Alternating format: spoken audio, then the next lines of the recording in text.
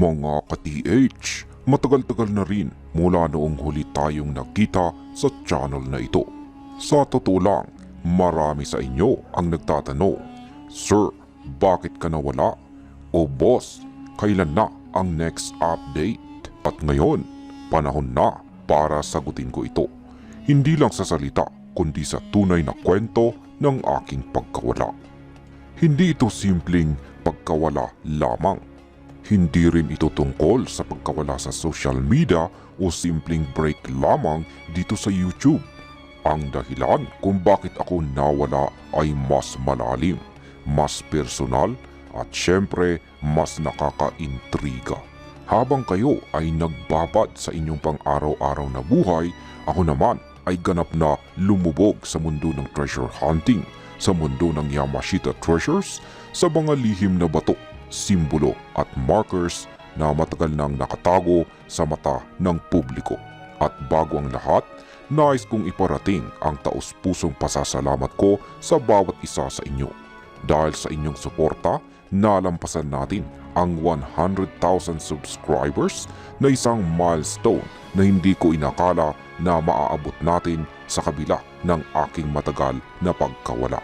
At higit pa rito ay hawak ko na rin ang ating silver play button na para bang isang marker sa misyon na nagpapaalala sa akin na bumalik ka na, may mga kwento ka pang hindi na ibabahagi. Ngayon na habang hawak ko ito, parang isang bagong inspirasyon ang dumapi sa akin. Para bang lahat ng oras na inilaan ko sa mga bundok, tunnels at lumang bato ay nagbigay daan para muling bumalik sa inyo mga ka-TH. At sa video na ito, hindi lamang simpleng pagbabalik ang mangyayari, kundi isang pagbabalik na puno ng kwento, reflection at bagong simula para sa ating lahat. Ang aking pagkawala, ang aking paglalakbay at ang aking pagbabalik. Kapag tinanong ninyo ako kung bakit ako nawala ng ganito katagal, simple lang ang sagot at yan po ay walang iba kundi ang treasure hunting. Pero hindi lang basta-basta exploration. Ito ay full immersion sa bawat detalye ng Yamashita Treasures, mula sa pag-decode ng ancient markers, pagbabasa ng geological signatures, pagtukoy ng false trails, hanggang sa pag-survey ng mga tunnels at chambers na mistulang nakalimutan ng mundo.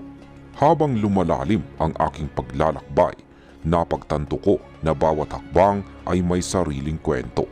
Ang bawat bato, bawat marka sa kahoy, bawat nakaukit na simbolo ay parang isang diary ng nakaraan na nagkukwento ng lihim na yaman, ng peligro at ng tagumpay ng mga nag-iwan nito.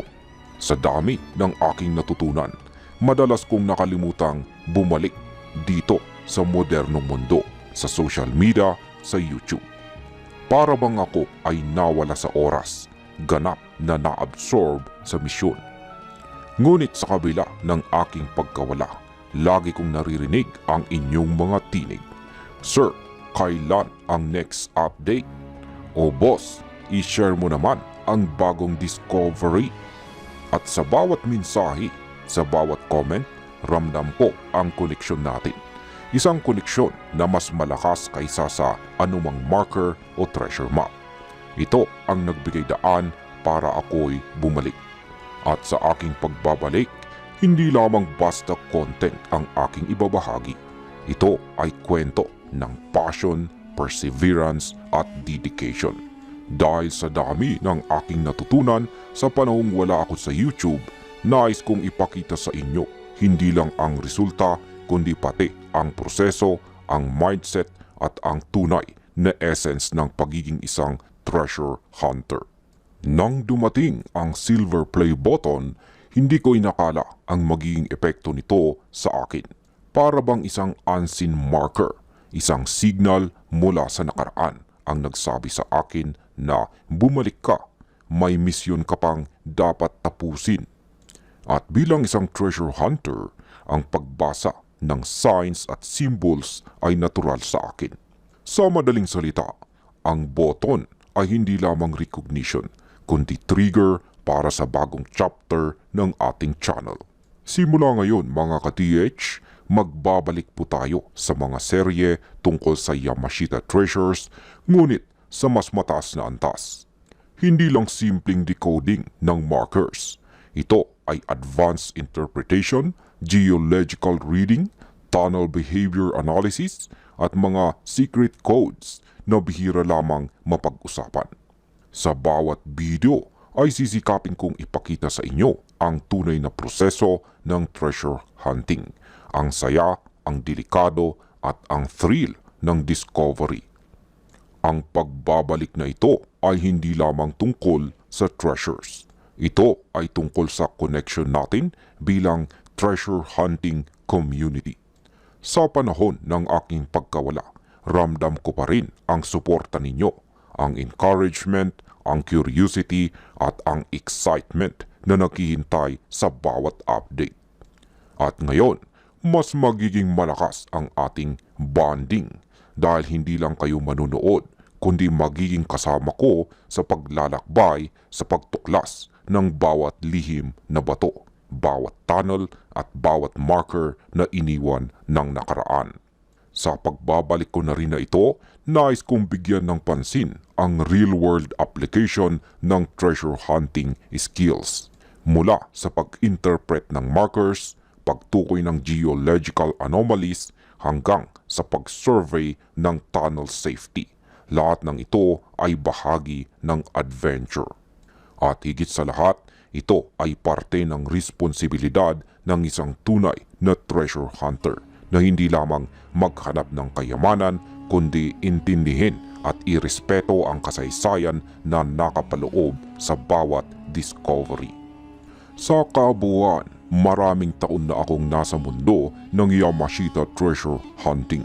Pero sa totoo lang, kayo ang dahilan kung bakit patuloy kong tinatahak ang landas na ito.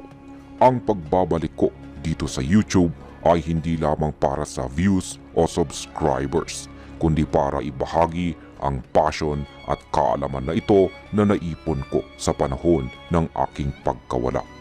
Ngayon, simula ng bagong chapter na ito, asahan ninyo ang mas detalyado, mas cinematic at mas malalim na paglalakbay dito sa mundo ng Yamashita treasure hunting.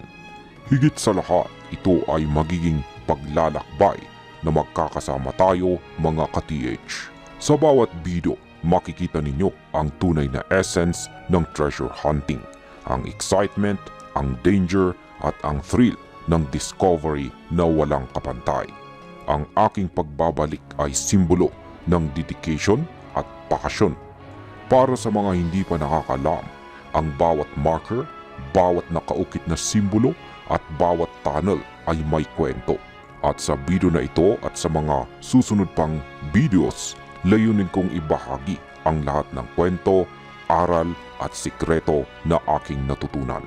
Kaya mga ka-TH, handa na akong ibalik ang apoy, handa na akong ituloy ang misyon at higit po sa lahat, handa na akong samahan ninyo sa paglalakbay na ito. Welcome back sa hunting at ito ay simula pa lamang.